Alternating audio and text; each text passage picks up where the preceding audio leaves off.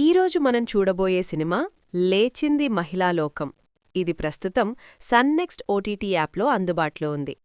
ఈ cinema murder plan అనే థీమ్తో రూపొందించబడిన ఒక డార్క్ కామెడీ మూవీ.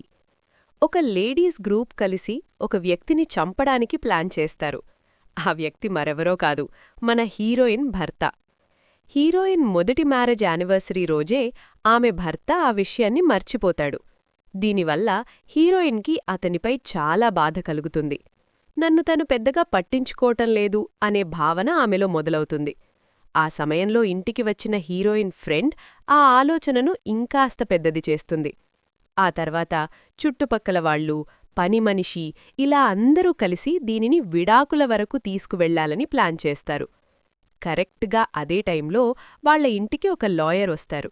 ఆమె, విడాకులంత సులభం కాదు, దానికంటే నీ భర్తను చంపేయడమే మంచిది అని రేంజ్లో ఒక ఐడియా ఇస్తుంది.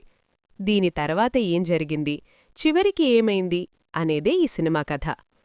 ఒక చిన్న విషయాన్ని పెద్దది చేసి దాన్ని మర్డర్ ప్లాన్ వరకు తీసుకువెళ్లడం అనే డార్క్ కామెడీ ఐడియా బావుంది. దానికి చిత్ర యూనిట్ను అభినందించవచ్చు. కాని దాన్ని తెరపై చూపించిన విధానం, ముఖ్యంగా ఆ సన్నివేశాలు చాలా విసిగించేలా ఉన్నాయి. ముందుగా చెప్పుకోవాలంటే ఇందులో హ్యూమర్ అస్సలు వర్కౌట్ అవ్వలేదు. కథలో ఏదైనా ఆసక్తికరమైన మూమెంట్స్ ఉంటాయా అంటే అదీ లేదు. కేవలం వాళ్ల మధ్య జరిగే సంభాషణలతోనే సినిమాను నడిపించారు. అది పెద్దగా ఇంట్రెస్టింగ్గా అనిపించదు. ఇక క్లైమాక్స్ చూస్తున్నప్పుడు ఏంట్రా ఇలాంటి క్లైమాక్స్ తీశారు, దీని ద్వారా వీళ్ళేం చెప్పాలనుకుంటున్నారు, అసలీ సినిమా ఎందుకు తీశారు అనే విధంగా ఎన్నో ప్రశ్నలు తలెత్తుతాయి. ఓవరాల్గా ఇది చాలా సుమారుగా ఉన్న ఒక డార్క్ కామెడీ థ్రిల్లర్. నా వరకు ఈ సినిమాను స్కిప్ చేయమని చెప్తాను.